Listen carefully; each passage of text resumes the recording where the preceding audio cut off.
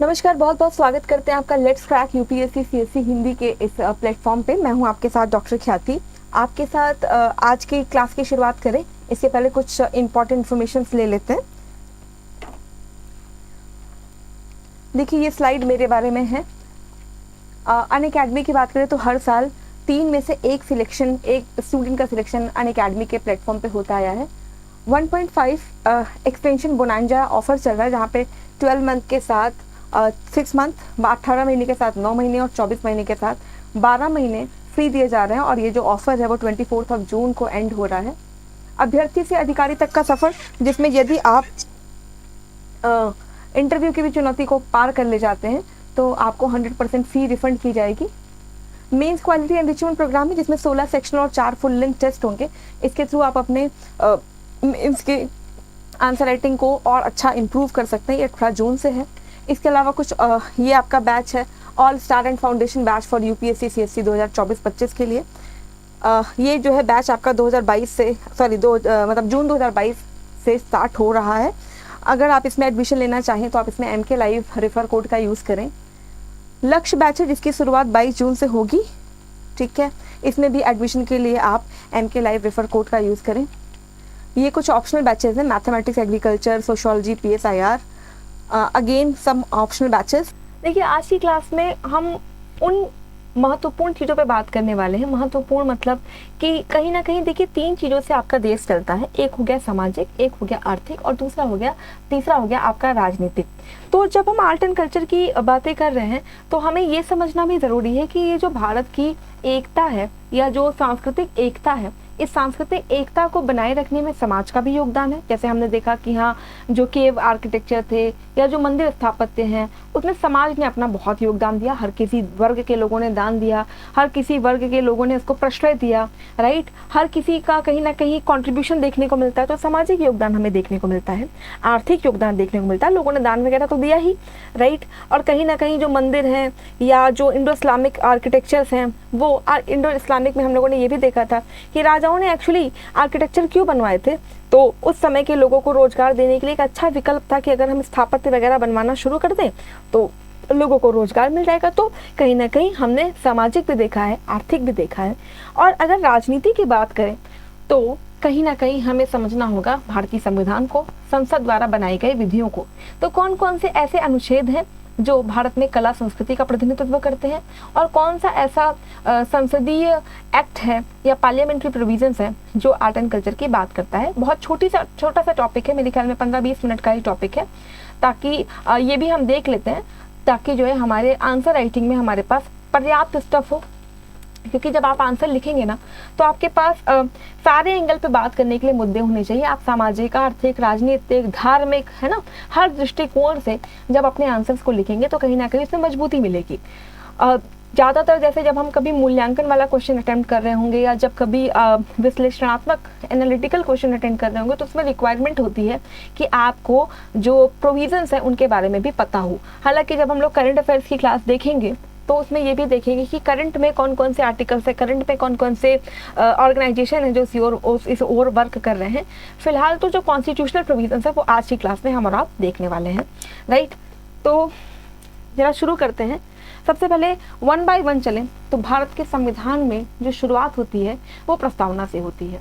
आप देखिए, प्रस्तावना या जो प्रियम्बल है, वैसे तो प्रियम्बल को सबसे लास्ट में संविधान में जोड़ा गया था, मतलब सबसे लास्ट में लिखा गया था।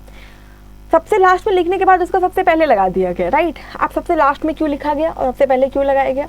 तो क्योंकि संविधान और प्रस्तावना में एक समायोजन बना रहे, राइट। यानी प्रस्तावना पढ़ के आपको लगना चाहिए कि आप संविधान का जो क्रक्स है वो समझ लिए। तो जरूरी था कि पहले भाई संविधान लिख दो, फिर इसको क्रक्स वाइज कर दो। इसीलिए कहा जाता है प्रस्तावना क्या है? संविधान की कुंजी है, ताला है जिसके थ्रू आप संविधान को खोलते हैं। और प्रस्तावना पढ़ के ही मुझे बहुत सारी बातें पता चल जाती हैं हमारे संविधान के बारे में। क्या क्या पता चलता है कि संविधान को बनाया किसने? तो कहा गया हम भारत के लोग। यहाँ पे वर्ड फोकस करिएगा, लोगों ने बनाया है, नागरिकों ने नहीं। जब संविधान बन रहा है तो लोग बना रहे हैं, और जब संविधान बन गया है तो मूल अधिकार किसको दिए गए? फंडामेंटल राइट किसको दिए गए? आपके सिटीजन्स को। तो हम भारत के लोगों ने संविधान बनाया, संविधान में हमने लक्ष्य निर्धारित किए कि क्या बनाएंगे भारत को।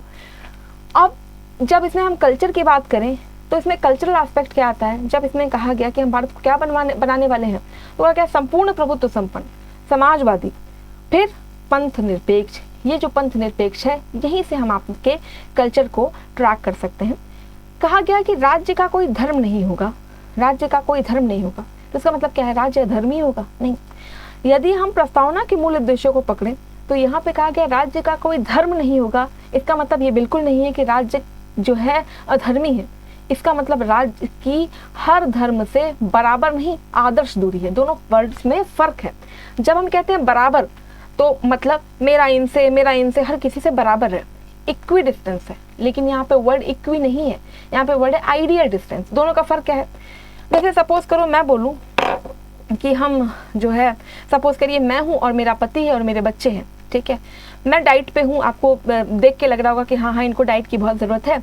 मेरा पति है जो पहलवान है और मेरे बच्चे हैं, ठीक है। अब बच्चे जो है, मान के चलिए, सिर्फ मानना है कि भाई ये तो बीमार रहते हैं तो इनको जो है ज़्यादा खाने वाने की ज़रूरत नहीं है। सपोज करिए कि कोई पर्सन मुझे 8 रोटी दे और 8 रोटी देने के बाद मेरे परिवार में उसका वितरण करे, तो समानता का नियम ये कहता है कि हर किसी को 2-2 रोटी दे दिया जाए। लेकिन वहीं अगर हम आदर्श की बात करें तो क्योंकि मैं डाइट पे हूँ तो मुझे कम रोटी दे दो, पति पहलवान है तो उसको ज़्यादा रोटी दे दो, अब बच्चे बीमार है तो उनको ज़्यादा रोटी की ज़रूरत है ही नहीं। यानी each according to his need, each according to his need is the ideal situation of this preamble. यहाँ पे जो बात किया जाता है, ये कहा जाता है राज्य का कोई धर्म नहीं होगा, पर राज्य की हर धर्मों से दूरी कैसी होगी, आदर्श दूरी। तो जहाँ पे ही धर्म आ गया, और धर्म का मतलब हिंदू, जैन, बौद्ध, सिख से ऊपर, यदि गांधी के शब्दों में कहें तो धारयति इति धर्म, जिसको धारण करें, जो करना ही है, जो करना आपका कर्तव्य, वही आपका धर्म है। तो कहीं ना कहीं जो इसकी बात होती है धर्मनिरपेक्षता की, ये धर्मनिरपेक्ष जो शब्द है, ये आपके भारत की संस्कृति को, भारत की एकता को और ज़्यादा बलिष्ठ करता है। तो पहली बात तो प्रस्तावना, जहाँ से हम और आप देख सकते हैं कि कल्चर आपके इंडिया के लिए कितना इंपॉर्टेंट है। यदि मूल अधिकारों की बात करें, फंडामेंटल राइट की बात करें, तो अनुच्छेद 29 और अनुच्छेद 30 संस्कृतियों के संरक्षण की बात करता है। जब हम अनुच्छेद 29 पढ़ते हैं तो अनुच्छेद 29 एक्चुअली कहता है माइनॉरिटीज़ के राइट्स का प्रिजर्वेशन, ठीक।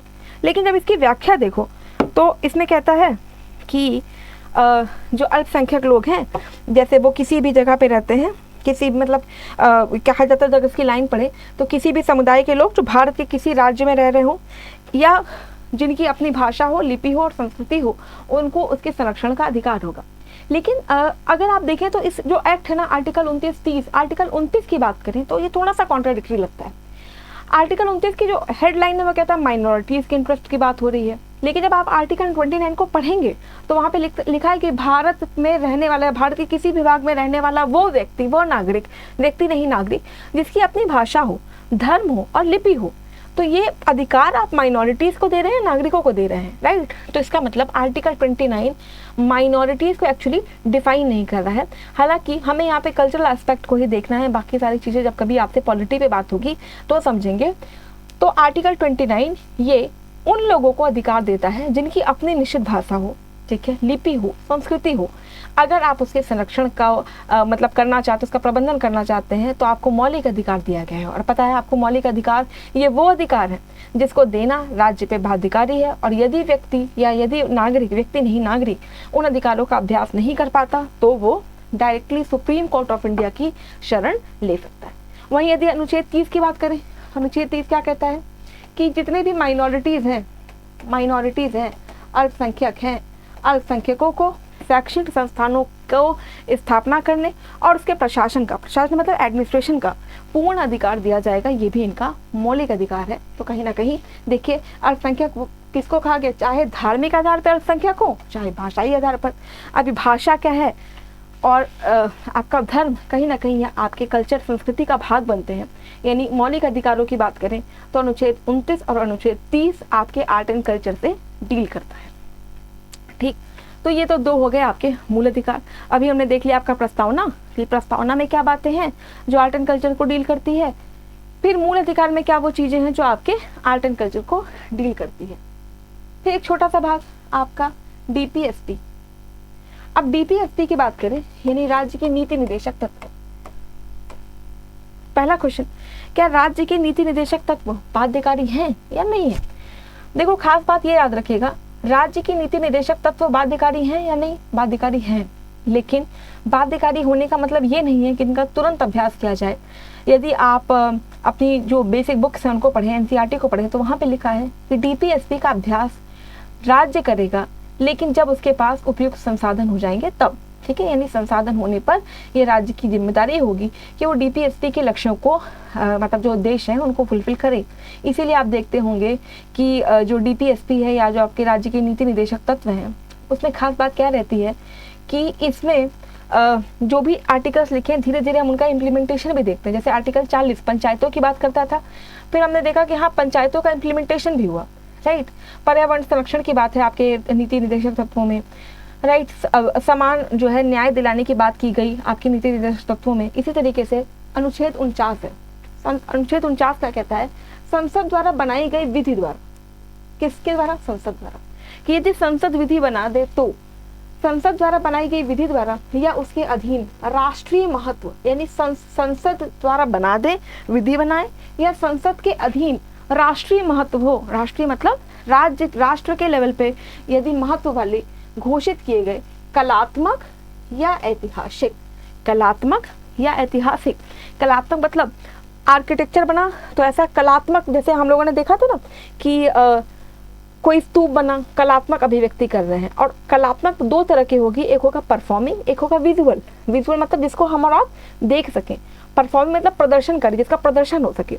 तो विधि द्वारा यदि घोषित किया जाए कोई स्मारक, तो स्मारक हम और आप देख सकते हैं। यदि संसद उसको डिक्लेयर कर दे कि भाई ये तो राष्ट्रीय महत्व की है, तो ऐसे स्मारक या स्थान या वस्तु का यथास्थिति विरूपण, विनाश, अपसारण, व्यय या निर्यात से क्या करना होगा, संरक्षण। और संरक्षण मतलब प्रोटेक्शन, प्रोटेक्शन करना। राज्य की देखिएगा शब्द बाध्यता, बाध्यता, बाध्यता होगी, यानी डीपीएसपी भी कहीं ना कहीं बाइंडिंग है राज्य के ऊपर, राइट। ये करना राज्य की जिम्मेदारी होगी। और यहाँ पे जो वर्ड है संरक्षण यानी प्रोटेक्शन, देखिए दो वर्ड है, एक है प्रोटेक्शन और एक है कंजर्वेशन, ठीक है, और एक है आपका रिजर्वेशन। तो अगर हिंदी में कहेंगे सब संरक्षित। रिजर्वेशन मतलब जैसे आप ट्रेन में टिकट रिजर्व करते हैं, यानी अब उस पर कोई और नहीं बैठ सकता। जब हम कहते हैं कंजर्व करके रख दिया, और एक वर्ड और है प्रिजर्व, प्रिजर्व करके रख दिया। प्रिजर्व मतलब इसको बाहर कर दिया, प्रिजर्व्ड है, अचार को हम प्रिजर्व कर देते हैं ना, तो वो भी संरक्षित कर दिया गया। और यहाँ पे आपका कंजर्व करके रखा गया, संरक्षित करके रखा गया है, राइट। तो ये है आपका आर्टिकल 49। अब कुछ मौलिक कर्तव्यों की बात करते हैं। आपको पता है कि मौलिक कर्तव्य स्वर्ण सिंह समिति की अनुशंसा पे जोड़े गए आर्टिकल 51A में ये दिए गए हैं। तो कुल कितने मौलिक कर्तव्य हैं, कमेंट सेक्शन में जरा बताइए कि कुल कितने मौलिक कर्तव्य हैं। इन मौलिक कर्तव्यों में कुछ मौलिक कर्तव्य जो हमारे कला संस्कृति को डील करते हैं, उसमें जो आर्टिकल 51A क्लॉज A, यानी कि सबसे पहले नागरिकों का यह दायित्व है, कर्तव्य है कि वे संविधान का पालन करें, संविधान के आदर्शों का पालन करें, संवैधानिक संस्थाओं की इज्जत करें, राष्ट्रध्वज और राष्ट्रगान का आदर करें। इसके अलावा स्वतंत्रता के लिए हमारे राष्ट्रीय आंदोलन को प्रेरित करने वाले उच्च आदर्शों को हृदय में सजोएं, राइट। तो स्वतंत्रता पालन करने में जितने लोगों ने बलिदान दिया उन लोग, राइट। स्वतंत्रता हमें कितनी मुश्किल से मिली है, तो जो हम और आप कह देते हैं आर्टिकल 19 का हम अभ्यास नहीं कर पा रहे हैं, तो देखिए कहीं मैं इस मिली हुई स्वतंत्रता का मिसयूज तो नहीं कर रही हूँ, कहीं मैं वो चीज़ें तो नहीं, विचार अभिव्यक्ति की आज़ादी है, पर मैं वो विचार और वो अभिव्यक्ति तो नहीं कर रही हूँ जिससे इतनी मुश्किल से मिली हुई स्वतंत्रता और हमारे बनाए हुए प्रस्तावना के जो आदर्श हैं, क्या एकता और बंधुता, अखंडता, इसमें कोई बाधा तो नहीं आ रही है, उसका सम्मान करना है हमारा ये मौलिक कर्तव्य है। इसके अलावा देखिए राष्ट्र की प्रभुता, एकता और अखंडता की रक्षा करना है, अपने राष्ट्र की रक्षा करना है। देखिए यहाँ पे जो 5वां है, इसमें कह रहा है संस्कृति, भारतीय सामाजिक संस्कृति और गौरवशाली महत्व को समझें। देखिए भारत और पाकिस्तान में अंतर क्या है कि भारत के पास इतिहास है और पाकिस्तान का इतिहास नहीं है, वो 1947 में नया नया बना है, और हमारा इतिहास है और इतिहास हमें गौरवान्वित करता है। ये इतिहास है जो हमें बताता है कि हमने कहाँ से अपना सफ़र तय किया है, हम कैसे आर्यावर्त से आज हिंदुस्तान और इंडिया बन के आपके सामने हैं, राइट। इसके अलावा सार्वजनिक संपत्ति की सुरक्षा करना, ये कुछ हमारे मौलिक कर्तव्य हैं जिसको हमें आपको फॉलो करना है। ये हो गया आपका पहले प्रियम्बल हमने देखा, मूल कर्तव्य मतलब मौलिक अधिकार देखे, डीपीएसपी देखा, मौलिक कर्तव्य देखा, अब एक इम्पॉर्टेंट बॉडी जिसको आर्कियोलॉजिकल सर्वे ऑफ इंडिया कहते हैं, यदि आर्कियोलॉजिकल सर्वे ऑफ इंडिया की बात करें तो इसकी स्थापना 1861 में ही हो गई थी। कहा जाता है कि जो इसके पहले अध्यक्ष थे जनरल कनिंघम के साथ ही दयाराम साहनी और रखालदास बनर्जी ने हड़प्पा और मोहनजोदड़ो की खुदाई की थी। तब से आर्कियोलॉजिकल सर्वे ऑफ इंडिया काम कर रहा है। ये जो बॉडी है ये भारत के संस्कृति मंत्रालय के अधीन आती है। भारत का जो ये संस्कृति मंत्रालय के तहत आती है। ठीक है, लगभग 3650 उससे अधिक प्राचीन स्मारक, पुरातात्विक स्थल और राष्ट्रीय महत्व के अवशेषों का प्रबंधन की जिम्मेदारी आपके भारतीय ये आर्कियोलॉजिकल सर्वे ऑफ इंडिया की ये जिम्मेदारी है।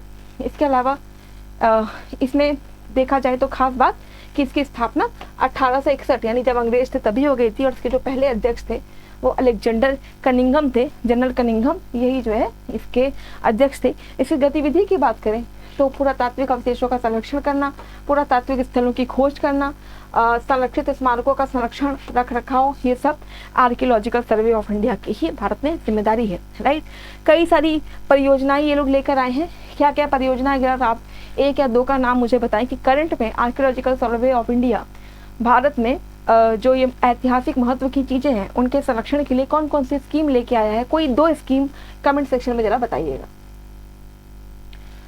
फिर इम्पॉर्टेंट देखिए 2010 में बनी हुई एक बॉडी राष्ट्रीय स्मारक प्राधिकरण। राष्ट्रीय स्मारक प्राधिकरण का जो मुख्यालय है वो नई दिल्ली में है, और ये भी केंद्रीय संस्कृति मंत्रालय के अधीन आने वाली बॉडी है। जो आर्कियोलॉजिकल सर्वे ऑफ इंडिया का महानिदेशक होता है, जो अध्यक्ष होता है, वो इसका पदेन मेंबर होता है। पदेन मतलब उस पद पर बैठने पर इस पद में अपने आप आ जाना। तो आर्कियोलॉजिकल सर्वे ऑफ इंडिया के मेंबर होने के नाते आप राष्ट्रीय स्मारक प्राधिकरण के सदस्य हो जाते हैं। देखिए इस बॉडी में एक अध्यक्ष होता है, 5 पूर्णकालिक सदस्य होते हैं और 5 अंशकालिक सदस्य होते हैं। ठीक है, एक सचिव होता है, और जो मतलब आर्कियोलॉजिकल सर्वे ऑफ इंडिया का महानिदेशक है वो इसका पदेन सदस्य होता है। इसका काम क्या है, क्यों बनाया गया है, तो देखिए इसके पास जो अधिदेश है, जो मैंडेट है, वो क्या है कि अगर कोई स्मारक है, स्मारक के आसपास निषिद्ध और विनियमित, निषिद्ध मतलब प्रोहिबिटेड, विनियमित मतलब रेगुलेटेड क्षेत्र के प्रबंधन के माध्यम से केंद्रीय संरक्षित स्मारकों के संरक्षण के लिए ये काम करेगा। क्या करेगा, निषिद्ध और विनियमित क्षेत्र में निर्माण संबंधी गतिविधियों के लिए आवेदकों को अनुमति देने पर विचार करना। जैसे सपोज करो ताजमहल बना है, अब ताजमहल के पास किसी को कोई स्मारक बनाना है, स्मारक नहीं है, कोई बिल्डिंग बनानी है, ठीक है, वो उस पेरीफेरी में आ रहा है। याद करिए हम लोगों ने ताज ट्रेपेजियम जोन की बात की थी, तो क्या उससे ताज को कोई प्रॉब्लम तो नहीं हो रही है। इसके लिए आवेदक को स्वीकृति वगैरह देने का काम ये करेंगे। इसके अलावा विनियमित क्षेत्रों में नई निर्माण गतिविधि की प्रकृति निर्धारित करने के लिए देश में संरक्षित स्मारकों के लिए विरासत उपनियमन तैयार करना। ठीक है, तो ये दोनों जो है इसके मैंडेट है, जो इसका मुख्यालय है वो नई दिल्ली में है। तो ये कुछ इंपॉर्टेंट प्रोविजंस थे जो आपके आर्ट एंड कल्चर से रिलेटेड है। हालांकि बहुत शॉर्ट वीडियो था आपका, बहुत शॉर्ट लेक्चर था, लेकिन इम्पॉर्टेंट था, तो हम लोग इसको भी कवर कर लेते हैं। आने वाली क्लासेस में थोड़े बहुत आपके जो टॉपिक्स बचे हैं, फोक डांस और फोक म्यूज़िक, इसके अलावा थोड़े बहुत टॉपिक आपके जो साइड बाय साइड लिटरेचर वगैरह का बचा है वो हम देखेंगे। इसके अलावा जो भी इससे रिलेवेंट क्वेश्चन होंगे वो अनअकैडमी के टेलीग्राम साइट पे जाके आप ले लीजिएगा। संडे इवनिंग तक आपको क्वेश्चंस वगैरह मिल जाएंगे। जो शास्त्रीय संगीत तक के क्वेश्चंस हैं वो आपको मेरे ख्याल में अभी संडे इवनिंग तक, आज शाम तक मिल जाएंगे, और आज शाम नहीं मतलब कल शाम तक आपको मिल जाएंगे। इसके अलावा जो ये वाली पीपीटी है, ये वाला जो पीडीएफ है, वो वीडियो लेक्चर के लिंक में अटैच्ड रहेगी। ठीक है, एक बार आप रिवाइज कर लीजिएगा, कोई डाउट होगा तो आप कमेंट सेक्शन में मेरे से पूछ लीजिएगा। Thank you so much all of you for joining.